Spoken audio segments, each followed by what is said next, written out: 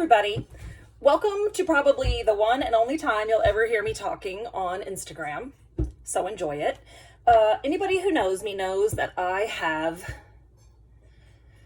had acrylic nails for 17 years. I've been going every 2 weeks for 17 years to get my nails done. And for the past maybe 5 years, I have then gotten gel polish on top of it because I'm not trying to do my own nails. I'm not trying to have stuff chip. I use my hands at work a lot. Touching clothes messes up your nails. When you touch actors a lot, if your hands are grody, they're like, ugh. So, I try to keep things together.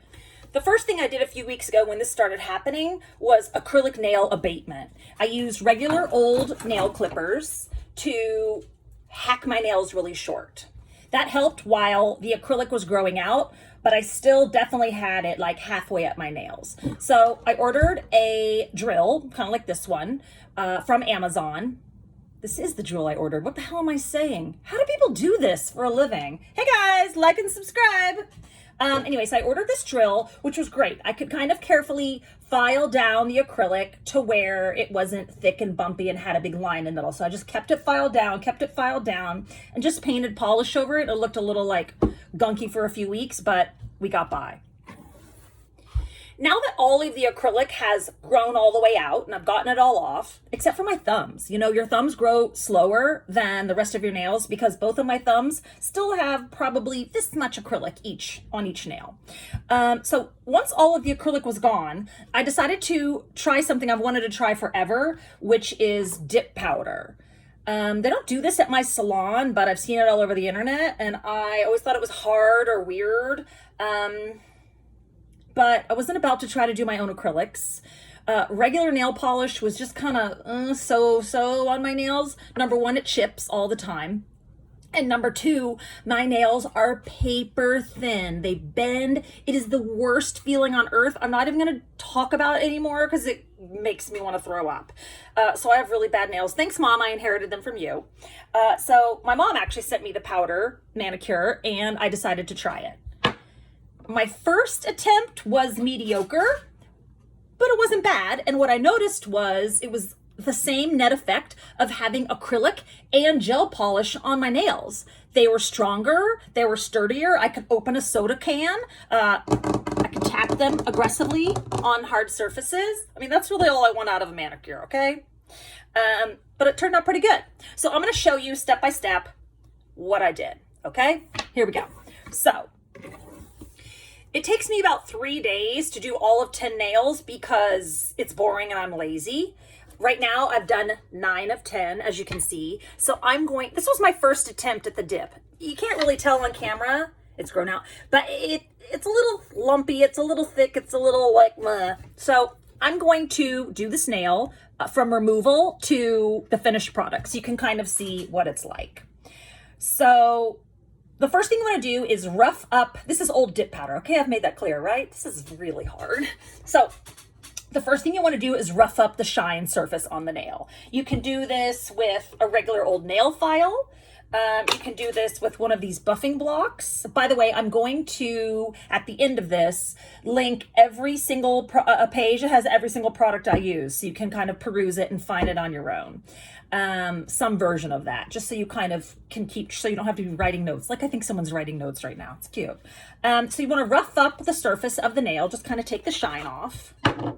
Oh, the first thing you need to do is put down some sort of rag or towel. I've ruined all of the kitchen towels already, getting nail polish and shit all over them, so I have plenty to use. So you want to put something down because it will mess up any surface you use. These are not natural products we're using, guys. It's chemicals. Get with the program. So you want to rough up the surface with the coarsest grit you can find. If you have one of these drills from like acrylic nail stuff, you can use it. It's got like a little sandpaper drill bit head on it. So you can use it to rough up the surface. It's faster. Just don't get it on your cuticle like I just did because it doesn't feel good. So you want to rough up the surface. Just get it a little less shiny. So it looks a little, oh yeah, babe, this is the way to do it. So you kind of get the whole thing dulled. just kind of takes that top layer of shine off, which makes the whole process easier. Now, the internet and a lot of beauty bloggers will tell you to use foil and acetone to soak it off, but it's horrifying. It's a horrifying feeling. It dries out your cuticles, it dries out all the skin around your nails, and it feels disgusting. If you want to do the acetone way, knock yourself out, but spend the cash on these fast foils that are pre-acetone soaked little foil packets. You just rip it open, stick your nail in, and let it soak. I have these, I've used them. They're the best there is, but there's something better. It's this. Or this. My mom likes this one. I like this one. It's kind of a thick, gunky, weird, cloudy product. You paint on the nail polish, wait 3 to 5 minutes, and then just scrape it off with a tool. Either this cuticle pusher. I don't really think, I guess this is for cuticles. I use it for both. I use it for cuticles and for dip powder removal. Or this one that looks like a little spoon. I like them both. I use them interchangeably. So what you want to do is, after you've roughed up your nail, put a little bit on. How do I make you see this? This is hard, guys. Being a blogger is really hard. So you just kind of, I use a lot of it because I overdo everything. If a little's good, a lot is better. So you just kind of gunk it on there. Try to keep it off your cuticle because it does burn a little bit if you get on your skin. Listen, I'm not a health blogger. Who are we kidding? So you just kind of get it on there, kind of like a big blob. And now we wait. Okay, so after you painted the gunk on, magic remover, it comes with no instructions. I'm sure it's really well regulated and totally been through all FDA approvals. So you paint this toxic, poisonous gunk onto your fingernail, let it sit for maybe 3 to 5 minutes, not too much longer. Otherwise, well, I don't really know what'll happen. I've never tried. So after you let it sit, you'll notice it starts to get like a little, it starts to get a little like gross, bubbling up gunk. So you take your tool of choice. I thought this was like a blackhead extractor when my mom sent it to me, but it's a pretty good cuticle pusher. I tend to like this one. That's kind of like a spoon better, but I usually start with this one. So let's see how I can do this. So you take this and you push, so you take the tool and you start from the back. Be careful, this thing is sharp. And you kind of push the nail polish, the powder, off with it. You kind of have to work at it. See, that's why I like this one better. You kind of have to work at it, but this, yeah, now it's really, remember this nail still has a little bit of acrylic on it, so it's kind of a mess, but you just, it softens it up to where you can scrape it off.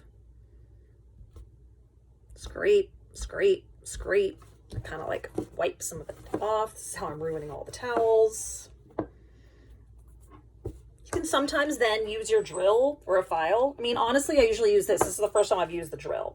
But you kind of soften it up, and then you can kind of hit it a little bit to get it off.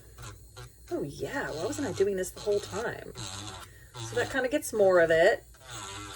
But remember, you scrape some off. You could also, I could have scraped some off and then just used a regular nail file to kind of like get off what was there. So here we got a chunk of it off. You paint more on. You kind of do this like 2 or 3 times. I'm going to try this green one now. See what my mom likes so much about it. So do a second coat. Just glop it on. Totally an FDA regulated product. Totally not going to kill you. By the way, this shit does not smell good, so open a window. And now you wait. So the second coat of Magic Remover has been sitting for maybe 3 minutes. So I'm going to go ahead and give it another scrape. Let's see what we got going here. Boy, this is hard to show to the camera. Meh. Oh, well, you get the idea. Oh, yeah. Now it's really coming off. Now it's really scraping. You can see. I'm not saying this is easy. I'm saying this is better than soaking in acrylic, in acetone, soaking the stuff off in acetone and foil, because it feels terrible and gross and you still have to do this pushing. So see how it's gotten a lot of it gunked off? So I'm going to wipe as much of it as I can off with a tissue or whatever you have around, and then just give it a little file. Ooh, it's still wet. This is why I use a kitchen rag, a tea towel. And then you can really, then it's so soft, you can file. There it goes. It's almost all gone. You can file. Oh yeah, I like this buff thing better. Remember, those of you that have extra credit can use this. Shit, this thing was like 20 bucks. This is the way to go. Except definitely you can injure yourself, which I've done multiple times. So, see, like I said, this is the nail that has a little acrylic. So things are kind of special. So I've gotten all of the dip powder off, but now kind of, ow. Now I see where there's still some acrylic on there. So I'm going to have a whack at that now. Get this acrylic off. It's off every single nail but my thumbnails. By the way, I don't think I'm ever going to go back to acrylic nails after this. I'm definitely going to pay somebody to do what I'm doing right now, but I don't think I'm going to go back. Okay, so get that last bit of acrylic filed down. Sure, my face looks crazy. I'm not used to doing this. Thanks for bearing with me. So there it is. All the old dip powder is off. That line right there that you see, that white line, that's the acrylic that is still hanging on for dear life. I've made it thin. I have thinned out the seam to where it meets my nail, but I'm not going to try to pick it off. it's on there until it grows out, okay? So I like to, once I'm done getting all the gunk off, I like to wipe it with just like a little like alcohol prep pad. You can also clean your phone with this because germs. So I kind of just get the last bit of dust and everything off of it with this. Keep this to the side because you're going to need it later. You're going to want to have it handy. So here's my totally clean prepped nail. Now, I feel like a step that I overlooked in the beginning and a lot of people do is to push back your cuticles.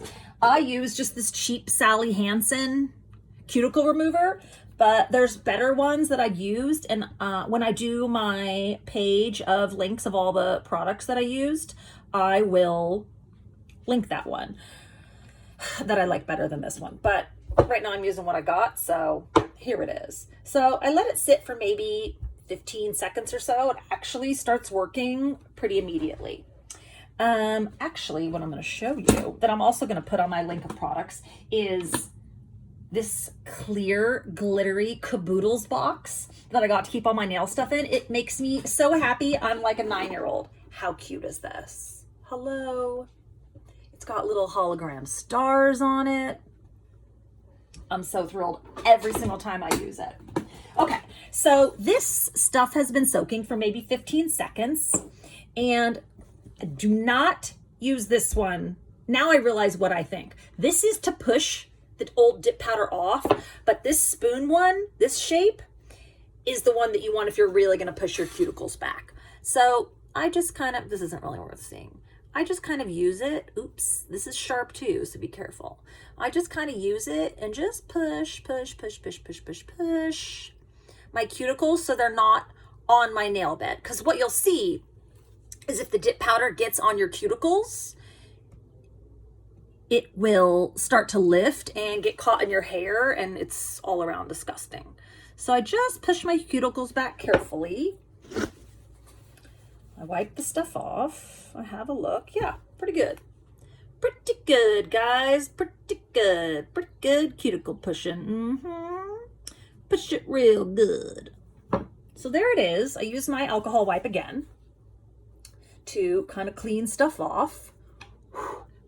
And now this nail is ready to dip.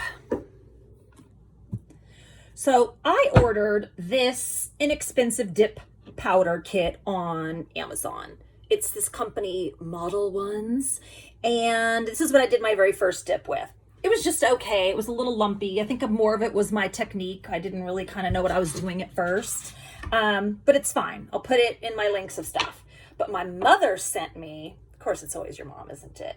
This, what I've now realized is meant to only be for professionals, OPI dip powder. It blows the Model Ones away, I think, in my opinion. But what I also think is it might just be that this bottle and brush is cheap and crummy while the OPI one is gorgeous and works really well, and the brush is thin and bends nicely. So what I actually think is a good idea, because I don't think you can find this OPI. There's maybe one or two people that are selling it illegally, and it's kind of worth trying to suss it out, but I think I'm going to buy, which I'll also found them and I'll link, some empty, nice brush bottles like this and dump the Model Ones product into it, decant it into it, so I have a nicer brush to use. And I think that would make the experience with this just equal to the OPI one.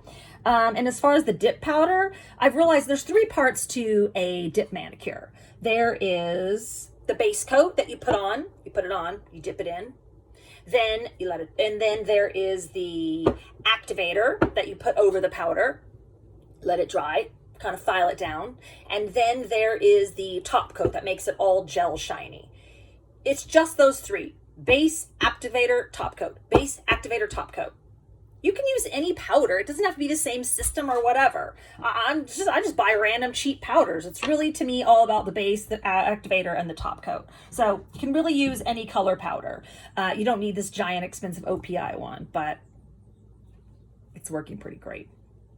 So the first thing you want to do is put your glasses on so you can see what the hell you're doing. So this is the base coat. You're going to put one even kind of thinnish coat on. First of all, you want to open up the powder and have it ready.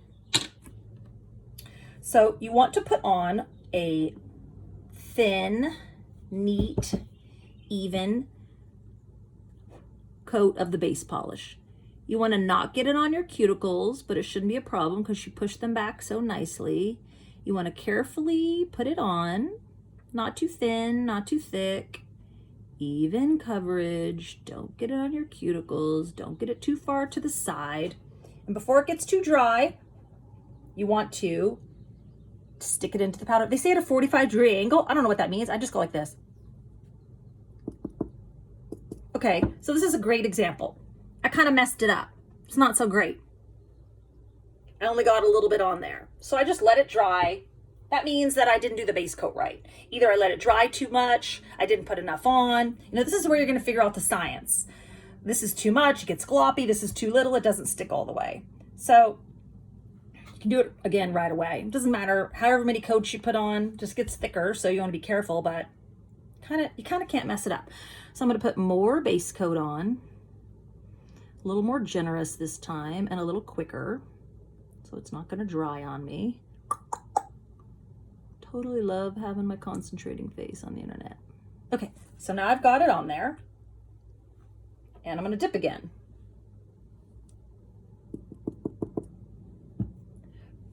Much better. Much better. Still got a little gunk dump there, like a little bump. I'm glad this is a nail that I didn't do perfectly. I'm glad I'm messing it up because now I can show you how to fix it, all right? It's an ill wind that doesn't blow somebody some good. So I have a little bump. I'm not going to worry about it. But the color is pretty good on there, so I'm going to just let it dry, maybe 30 seconds. You know, it dries pretty quick. It's not like regular nail polish. So now I'm only going to put more of the base on the part that for some reason it's not sticking. Why is it not sticking? I don't know. I'm not a professional. Like, literally, don't listen to anything I say. Am I using the right product? Yeah, base coat. Okay, so I'm gonna dip again. I only put it on those parts. Okay, Good. Now I've got color everywhere. I do have this big lump of powder, but honestly, it doesn't matter. Yes, it's on your thumb, but you'll get it off later. So here I have it. I have a big hunk where it kind of gunked up and isn't perfect, but I don't know why it happens. It happens. Don't sweat it. So I'm gonna let this dry and set up. When I'm done with however many coats of powder I need to cover it all, I usually let it sit for like a minute. So I'm not gonna bore you. I'm gonna go get a drink. I'll be right back. So once I think the powder gunk is pretty well set up, I can tap it, man, it's not wet. I go ahead and, really you need your glasses. I put a coat of the activator on it. It's very thin and watery. It's almost kind of like a primer. Whoo, boy, it smells bad. It's totally non-toxic. So I just kind of slap this watery, remember, okay, if you're feeling bad about what you're doing at home, I have this big horrible, like, I got a big like lump. I didn't do it right. I didn't do the powder right, but it's fine. You're going to see I'm going to fix it. So you put the activator on, it's watery, disappears right away. Kind of put it all over the powder. Boy, my YouTube career is going literally nowhere. This is hard, boring, stupid. I'm sitting in a room by myself talking to a phone. Embarrassing. Okay. So you put that coat of the activator on, let it dry. I'm not going to go get a drink this time because it's going to happen really quick. So you can kind of feel, now it kind of looks like baked on sand. It's kind of, you see? Yeah, it's just like a gross, you're like, oh geez, I've messed it up. Nothing looks good. Like, I'm starting over.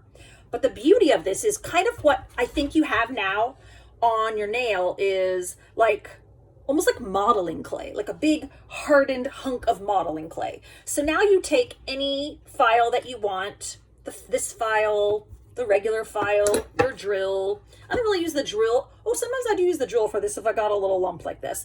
But I usually start with this number 2 file and just kind of get the whole thing smooth. I file down that gross part. It starts to look like you're messing it up, but I swear you're not. You just want to be careful that you don't file too aggressively and too far down that you take off the color you just put on. Really, when you get to the end of wanting to smooth it and shape it nicely, I use this number 3 smooth. So you just keep going until all those weird lumps and bumps from where someone, me, put the powder on completely cockamamie, start to be nice and smooth and even. I'll be filing for 5 more years, BRB. So once you've got it relatively flat, smoothed out, the shape you want it, all like lumps and bumps removed. I have a little like lump in there, but I think I'm just gonna let it slide because no one's seeing it. And also I have a little bit of an issue with this nail still having some acrylic on it, so I'm gonna call this good enough in just a minute here. Yeah, so now I've got it as smooth as it's gonna get overall. So now that I've gotten this lump as smooth and filed down as I think it's ever gonna get, I like to take my alcohol pad and get that powder off my thumb and just kind of wipe it down. Oh yeah, so you can see what you're working with. And then let that dry. You know, I didn't put it on perfect.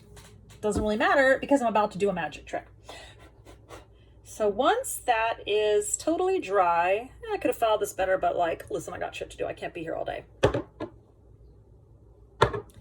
You, oh my God, find your top coat, which is really like a nice, big, thick, I think it's like putting resin on top of like a table. You put pennies or something. It just kind of fills in all the nooks and crannies and makes everything look perfect. So you put your top coat on carefully and evenly. Just kind of making everything look better. Here's my top coat, filling in my mistakes. You can be pretty generous with this top coat. Yeah, I got a little lump there, but who among us? So I let it dry. It dries pretty quick. Again, do not get it on your cuticles. This, by the way, smells like super glue. Metho, acryla, you know what I'm talking about. So I let this top coat dry, and then I'm gonna put on a second one. So after the first coat has dried pretty much, you can kind of tell, oops, not yet, still a little bit wet. So once your first top coat is dry, put on another one.